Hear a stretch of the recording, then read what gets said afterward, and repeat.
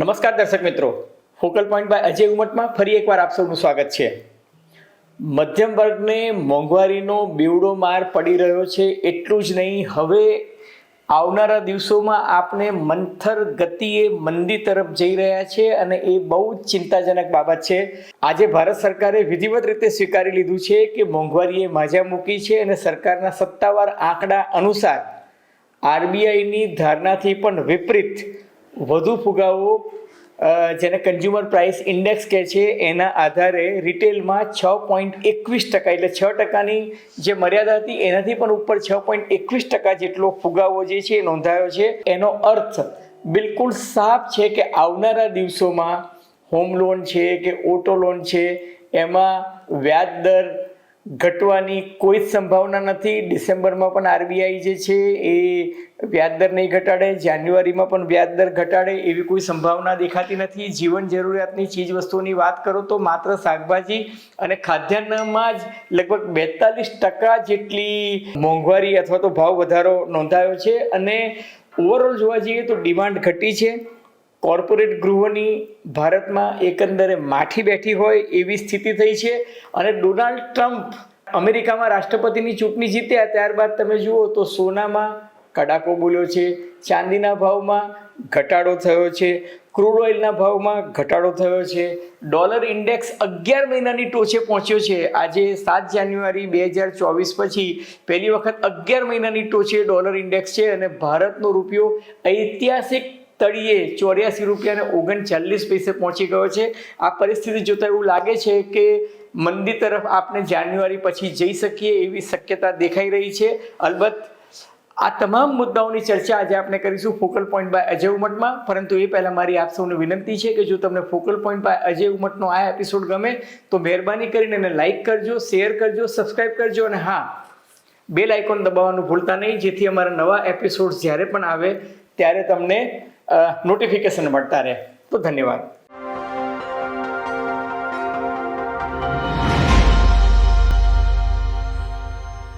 મિત્રો, reserve bank of ઇન્ડિયાએ ચોક્કસ એવી શક્યતા દર્શાવી હતી કે ફુગાવો આવનારા ક્વાર્ટરમાં વધશે, પરંતુ રિઝર્વ બેંકની ધારણા કરતાં, અપેક્ષા કરતાં પણ વધારે ફુગાવો વધ્યો છે અને એ 6.21%ના લેવલ પર પહોંચી ગયો છે, જે બહુ ચિંતાજનક છે. અને એની અસર હોમ લોન પર તો આવશે જ, ઓટો લોન પર આવશે, કન્ઝ્યુમર ડ્યુરેબલ્સ પર આવશે, એફએમસીજીનું જે વેચાણ છે એની પર પણ આવશે. અને બીજું કે આ ફુગાવો જે રીતના વધી રહ્યો છે એ જોતાં જે વસ્તુ ફુગાવાના માપદંડમાં છે એ તો છે જ, પરંતુ સાથોસાથ આપણા આરોગ્યના બિલમાં, આપણા એજ્યુકેશનના બિલમાં ફીનો વધારો, ટ્રાન્સપોર્ટેશનનો વધારો, આ બધું પણ જે વધારો છે, ઓવરઓલ મોંઘવારી જે છે એનો ડબલ માર જે છે એ મધ્યમ વર્ગને પડવાનો છે, ઉચ્ચ મધ્યમ વર્ગને પડવાનો છે, નિશ્ચિત છે.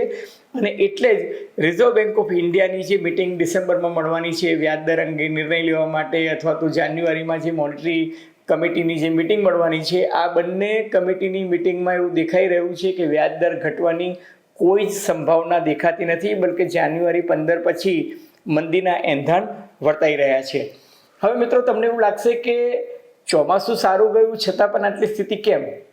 હકીકતમાં ચોમાસા પછી થોડીક રાહત આવી જોઈએ, પરંતુ આ વર્ષે સદનસીબે ચોમાસું સારું તો રહ્યું, પરંતુ કમનસીબે ચોમાસું બહુ લાંબુ ચાલ્યું.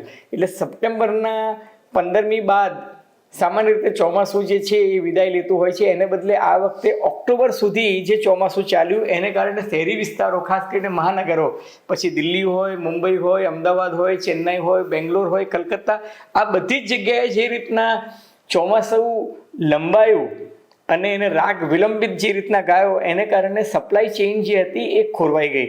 સપ્લાય ચેઇન ખોરવાઈ ગઈ, લોજિસ્ટિક ખોરવાઈ ગયું, અને એને કારણે કોર્પોરેટ ગૃહોનું જે બીજું ક્વાર્ટર ડલ ગયું હતું, પણ ત્રીજા ક્વાર્ટરમાં સરખાઈ આવે અથવા તો તેજી આવવાની જે વાત હતી એ આવી નહીં. અને ઓન ધ કોન્ટ્રી ડિમાન્ડ જે છે એ ઘટી છે. હવે જેફરીઝનો રિપોર્ટ આજે જ આવ્યો છે, આ ઇન્ફ્લેશનના ડેટા આવ્યા તે પછી, અને જેફરીઝના રિપોર્ટમાં 4 વર્ષ બાદ રિપીટ, 4 વર્ષ બાદ પહેલી વખત એને એ જે 121 કંપનીઓ, ટોપ 121 કંપનીઓ જે લોકો ટ્રેક કરે છે, 121 કંપનીઓમાંથી 63% કંપનીઓ જે છે એને એ લોકોએ ડાઉનગ્રેડ કર્યા છે. એટલે પહેલી વખત એવું થયું છે કે ઇન્ડિયન કંપનીઝનું આઉટલુક જે છે એ છેલ્લા 3-4 વર્ષ બાદ કોરોના પહેલાંની સ્થિતિએ આપણે પહોંચી ગયા હતા, પરંતુ હવે ફરી એકવાર ઇન્ડિયન કોર્પોરેટ કંપનીઝ જે છે એનું આઉટલુક જે છે એ ડાઉન થયું છે.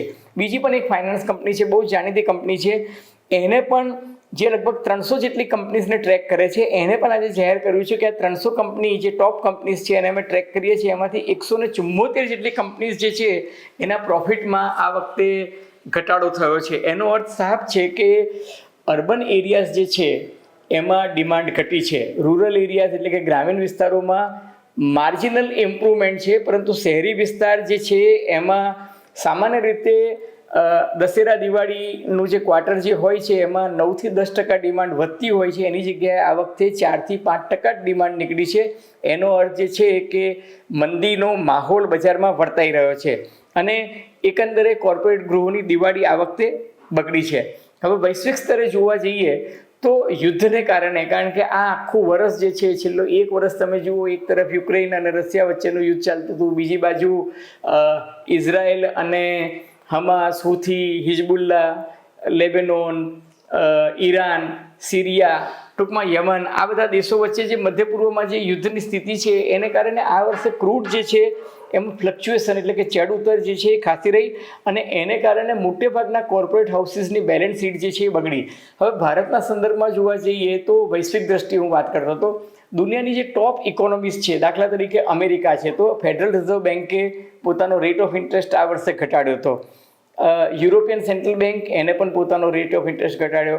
બેંક ઓફ કેનેડા હોય, બેંક ઓફ ઓસ્ટ્રેલિયા હોય, બેંક ઓફ ઇંગ્લેન્ડ હોય, ઇવન બેંક ઓફ ચાઇના, આ બધી જ કન્ટ્રીઝની પોતાની જે સેન્ટ્રલ બેન્ક છે એ લોકોએ પોતાનો રેટ ઓફ ઇન્ટરેસ્ટ ઘટાડ્યો છે, વ્યાજદર ઘટાડ્યો છે. ભારતે પોતાનો વ્યાજદર ઘટાડ્યો નથી અને છતાં પણ આજે પરિસ્થિતિ એવી આવી છે આપણી ઇકોનોમીમાં કે આપણે 14 મહિનાની ટોચે ફુગાવો 6.21%ના દરે પહોંચી ગયા છે. અને બીજું કે જે તહેવારોમાં ડિમાન્ડ જે નીકળવી જોઈતી હતી, નવરાત્રિ, દશેરા, દિવાળી, એમાં નીકળી નથી અને એને કારણે તમે શેર બજાર પર જુઓ તો 26મી સપ્ટેમ્બરે આપણું શેર બજાર પીક પર હતું. સેન્સેક્સ જે હતું 26મી સપ્ટેમ્બરે એનાથી આજની તારીખે 8,000 પોઈન્ટ આપણું શેર બજાર જે છે સેન્સેક્સ છે એ ડાઉન ગયો છે. હવે અમેરિકામાં શેર બજાર ઊંચું જઈ રહ્યું છે ડોનાલ્ડ ટ્રમ્પના આગમનને કારણે અને આપણે ત્યાં પરિસ્થિતિ એકદમ વિપરીત ચાલ તમને જોવા મળે છે. ડોલર ઇન્ડેક્સ, મેં કહ્યું તેમ કે ડોલર ઇન્ડેક્સ આજે 11 મહિનાની ટોચે 7 જાન્યુઆરી 2024 પછી 11 મહિનાની ટોચે જોવા મળે છે, જ્યારે આપણો રૂપિયો જે છે ઐતિહાસિક ઓલ ટાઈમ લો 84.39 ₹84.39 પર છે. હવે એવું નથી કે ભારતના રૂપિયા પર પ્રેશર છે, દુનિયાભરની કરન્સી પર પ્રેશર છે, પછી એ યેન હોય કે યુઆન હોય કે પાઉન્ડ હોય, બધી જ કરન્સી પર પ્રેશર છે, કારણ કે જો ડોલર ઇન્ડેક્સ સ્ટ્રોંગ થાય તો બાકીની કરન્સી જે છે નબળી પડે. ભારતમાં રિઝર્વ બેન્ક ઓફ ઇન્ડિયા રૂપિયાને ટકાવી રાખવા માટે સપોર્ટ આપે છે, છતાં પણ હવે એફઆઈઆઈ જે છે એ એફઆઈઆઈ ભારતમાં એને ઇન્વેસ્ટમેન્ટ કરવાનું બંધ કરી દીધું છે, બલકે ભારતમાં માલ જે છે એ પછાડી રહી છે. એફઆઈઆઈ જે છે એની વેચવાલી આવી ગઈ છે અને એટલે જ તમે જુઓ કે ભારતનું શેર બજાર જે છે એ ડાઉન જઈ રહ્યું છે અને ભારતનું શેર બજાર છે એમાં પ્રાઇસ કરેક્શન તો આવ્યું છે, પરંતુ જે ટાઈમ કરેક્શનની વાત હું કરું છું એ ટાઈમ કરેક્શન પણ તમે જુઓ કે 2 કે 3 મહિના સુધી આ સ્થિતિ સુધરશે કે કેમ એ અંગે તજજ્ઞો જે છે અવઢવમાં છે. હવે સરકારની પણ વાત કરીએ તો સરકારે પણ કોવિડના સમયમાં જે ખર્ચાઓ કર્યા હતા, જે રાહત પેકેજો આપ્યા હતા, એ હજુ એમના રિકવર થતા નથી અને એટલે જ તમે જુઓ કે પેટ્રોલ અને ડીઝલ, ક્રૂડ ઓઇલના ભાવ ઘટે છે, છતાં પણ એની અસર જે છે એ ગ્રાહકોને મળતી નથી, કારણ કે પેટ્રોલ અને ડીઝલ પર જો સરકાર ડ્યુટી ઘટાડી દે તો સરકારની આવક જે છે એ ઘટી જાય અને ફોરેક્સ જે સરકારનું છે રિઝર્વ, એના પર પણ કાપ મુકાય. હવે બીજું કે સરકારી ખર્ચ જે છે એક તરફ વધ્યો છે, હજુ વધશે, કારણ કે જેમ ચૂંટણીઓ આવે છે અને ચૂંટણીઓમાં સરકારને રેવડીઓ વેચવાની ફરજ પડે છે કે ભાઈ લાડલી બહેનોને 1500 રૂપિયા આપવાના અને 1500ના 2100 કરી દેવાના, ગેસના સિલિન્ડર મફત આપવાના, ગેસના સિલિન્ડર 400 ને 500 રૂપિયામાં આવવાના. અને બીજું કે સરકારી કર્મચારીઓને પણ રાજી રાખવા માટે પેન્શન બી વધારવા પડે છે અને પગાર વધારા પણ આપવા પડે છે અને રોજગારીની તકો વધારવા માટે સરકારે ઘણી બધી સબસિડીઓ આપવી પડે છે. ટૂંકમાં સરકારી ખર્ચ જે છે એ વધ્યો છે અને હજુ વધતો રહેવાનો છે. ડોનાલ્ડ ટ્રમ્પના આગમન બાદ વૈશ્વિક સ્તરે સોનું ઘટ્યું, ચાંદી ઘટી, ક્રૂડ ઓઇલ ઘટ્યું. ટ્રમ્પે સૂચના આપી દીધી છે એટલે ઓપેક કન્ટ્રીઝ જે ઓઇલ પ્રોડ્યુસિંગ કન્ટ્રીઝ છે એ લોકોએ ઓઇલ ઉત્પાદનમાં કાપ નહીં મૂકવાનો નિર્ણય કર્યો છે, બલકે ઓઇલ ઉત્પાદન વધારવાની વાત કરી છે. એનો અર્થ કે ક્રૂડ ઓઇલ જે છે એ ઘટશે.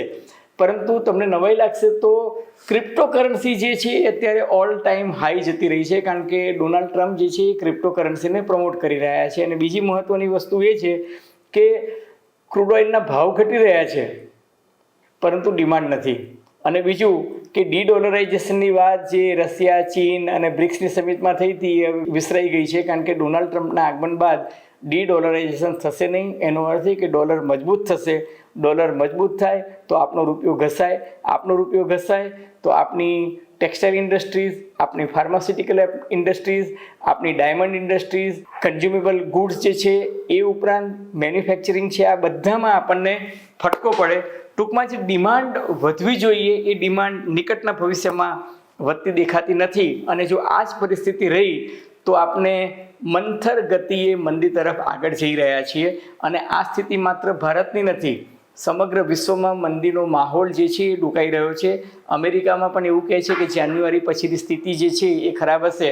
અલબત્ત 20મી જાન્યુઆરી એ ડોનાલ્ડ ટ્રમ્પ અમેરિકાના રાષ્ટ્રપતિ બને પછી એ કેવી નીતિ ઘડે છે એની પર આખા વિશ્વની ઇકોનોમીનો મદાર છે. ટૂંકમાં સમય વર્તે સાવધાન, સાવચેત રહેવા જેવું છે, એ જ સમયનો તકાદો છે. બાકી તો આગે આગે દેખો હોતા હે ક્યાં.